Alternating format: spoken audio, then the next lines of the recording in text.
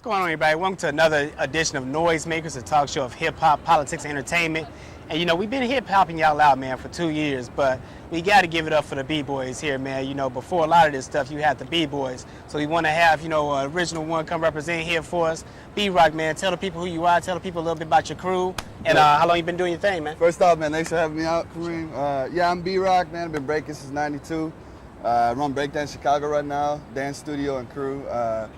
Started back in '92 with a crew called OPM. Did that in pretty much all the '90s. And then in about '99, I wanted to get more to the business aspect, so started throwing parties and promoting and stuff like that, through a lot of events. And then in '04, started up the studio and the classes. Started up with just a little Craigslist ad, man, just saying, hey, I'll teach you how to break. And I got a lot of response, and literally just all blew up from there. And today I got 3 teachers that help me out. We teach hip-hop classes, house dance classes too. We got 2 locations we had, so it just all took off from there. And it ain't gonna stop. It's just growing and growing. So Most def. That's dope, man. That's actually a good starting point for the conversation where, like, you know, when hip-hop first started really getting to the mainstream, in many ways it was like the break dancers that like really brought it home, you know, with break and Beat Street, Electric Boogaloo and all that stuff. You know, and talking to a lot of cats, like I'm doing some research on hip-hop, and a lot of them said that the first thing that really got them into it was like, you know, the break dancing. Yeah. But it seems like over the years, cats haven't been as creative in like, you know, the business aspect of it. So what kind of challenges did you face, and like, you know, did you get any kind of discouragement trying to go in, and like, how did you get over that to say like, man, you know, this can be something sustainable, some hip hop stuff, you know, that can bring some like, you know, positive stuff to people, but also, you know, be about some business? yeah, that's an interesting point you bring up. You know, at first, I had taken a little break. I moved down to Texas for a couple years in like Right. '01, '02. So when I came back to the scene in like '03, a lot of the younger guys didn't know who I was. Right. Because, you know, in the '90s I paid my dues. So anyway, Right. so when I was like trying to advertise these classes and all that, some of the younger guys didn't know me. It was like, who is this guy? He's exploiting the culture, and blah blah blah. But once the older cats was like, nah, he's the real deal. Right. He paid his dues. They was Right. like, all right, whatever. But there's still like talk, not so much anymore, but like even kind of like behind my back type of stuff, like always exploiting the culture. It's like, how am I any different from an MC getting paid, Right. from a DJ getting paid? Right. I ain't exploiting none. Right. I ain't some big corporation Right. that's like has no idea what hip hop is, Right. didn't pay my dues and coming Right. in and saying, I'm gonna make money off this. Right. I done pay my dues. All I'm doing now is just taking what I know and passing it on and trying to make a living at Exactly. that. I don't see anything wrong with that. Exactly. I ain't hurt nobody. Right. know? Ideally, man, that's where it should be, where I think a lot of times, you know, so-called quote-unquote hip-hop purists, which I am, you know, will feel like, you know, that money compromises the art, and I don't believe that's so. I believe, like, if you can make money, that allows you better to do the art instead of having to, like, you know, work a 9 to 5 and then you lose your passion for your art and everything. Basically, yeah. So kudos, man, and like, you know, kill all the haters out here, man. Kill 'em, You man. know, this is the way that we're gonna sustain the culture. Yeah, I ain't hurt nobody. If you keep it real, that's great. But a lot of times, if you keep it too real, you're gonna keep it real broke. You know Exactly, what I mean? exactly. It's like, ain't nothing wrong with trying to make $1 No, not at all. at your passion. Not at all. I ain't hurting nobody. Not at all. And we need more hip hop cats running the business of hip hop Yeah, instead of exactly. like having to outsource too much of this stuff. Exactly. There How go. long you been breaking, man? How long you been doing your 92. thing? Since I was 12. I'm 28 now. Word up, And word in up. 92, I was 12 years old. I had an older brother. I still have an older brother. He's 2 years older. And he started high school. And he came home one day and he's like, man, I see some cats breaking. And I was like, man, nah, get out of here. Because I used to break with him in like 84, 85 when he was shorty, showing off for the family. So that same night, I remember I went into my living room, my mom's living room, and just started messing around from what I had remembered in the 80s. Right. And I was just like, man, I could really get into this. And then I guess it just took off from there. I started associating myself and surrounding myself with those people that were breaking. And I was kind of the shorty at the time, you know, but I was aggressive about it. I practiced, and, you know, I got a copy of Beat Street. You know what I mean? Word I up. would sit around and watch Beat Street and practice in my mom's basement and just practice. And I started the crew in about '94 when I felt comfortable enough to be that good. Right. And then my crew just kind of, next thing you know, I had like 15 guys in my crew, and we was battling everybody and winning battles. And I was like, wow, everybody's like, who is this young guy? Damn, the young crew and blah, blah, blah. And the rest just snowballed, you know what I mean? I just never looked back. That's never hot, looked man. back. I've been blessed. So what was the evolution like from going from like, you know, wanting to do it to like, you know, getting to the point where you feel like, you know, man, my skills are just super high tight? Because I know like just any artist, man, I feel like to put yourself out there, it takes, you know, quite frankly, a lot of balls. Yeah. So to be able to get out there, man, and do your thing and everything, you know, that takes a lot of courage. Yeah. So how did you get to the point of being able to, like, how long did it take you from, like, starting, getting your training under your apprenticeship, if you will, under your brother, to being out there to like, you know, man, I'm battling anybody?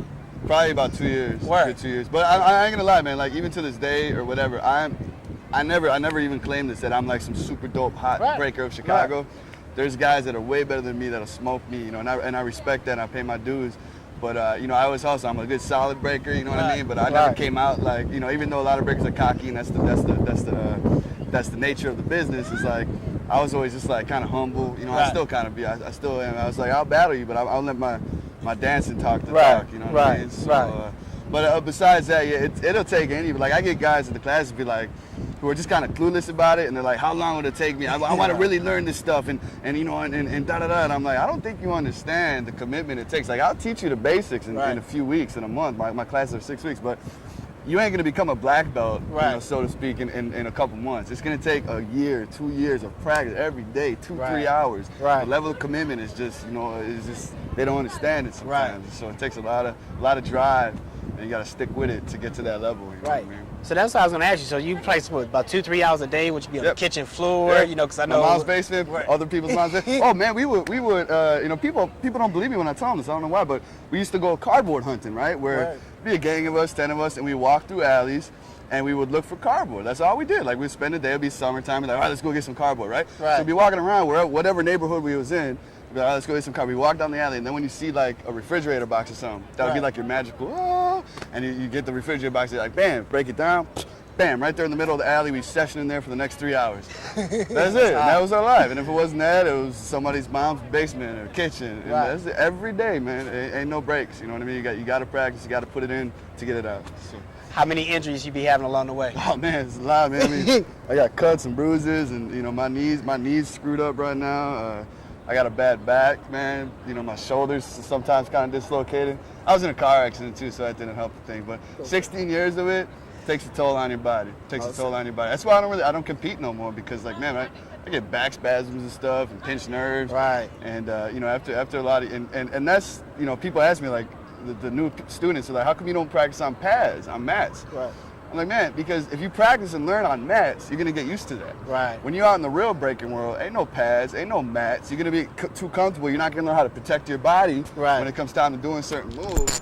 So yeah, so like if somebody like started the class and everything, what's the procedure and everything for them to like get in contact with you to get started? And I know it probably varies depending on like your level of commitment, but like what's kind of like the lesson plan or like the syllabus, if you will? Yeah, good question. You know, I do have for the level 1 for the intro class. There's like a set lesson plan that it took me a couple years to perfect it. Like at first, my first year teaching class, I used to throw way too much at it. You know what I mean? I was just like, I want to teach you all this because I know all this, and I just tried to throw way too much at them, and just because I was so happy and wanted them to learn.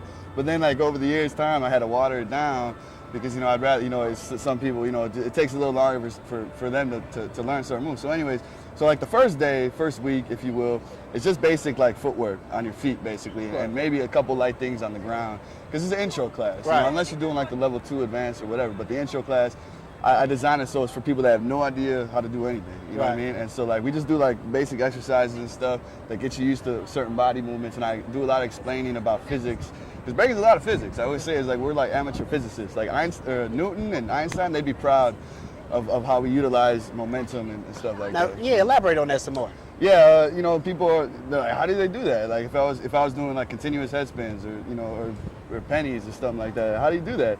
Momentum. We understand how to carry it and use it to our advantage. So it's like every little inch of a movement, you know what I mean? If I'm trying to go back around this way and I come up here, that's gonna rob me of momentum where I should have came all the way over here. You know what I mean? So it's like every little inch, you gotta make it efficient to your body so that you're expending not as much energy, but getting the maximum amount of momentum, the result. You're trying to get less energy, most result, because the breaking's strenuous. So you don't want to do any more work than you have to do. And you gotta understand how to get that momentum working for you, not against you. So with that in mind, is there like a certain like body type that's better? Like, you know, I've heard like on occasion, like, you know, man, Korea, you know, you're a smaller dude that you would probably be good at it. I've had cats that like, you know, be 6'5" and everything. They're like, man, I got too much, you know, elbows and legs and everything. You know, is there like, is it cats that's too big to like, you know, what Biggie Smalls have been able to break?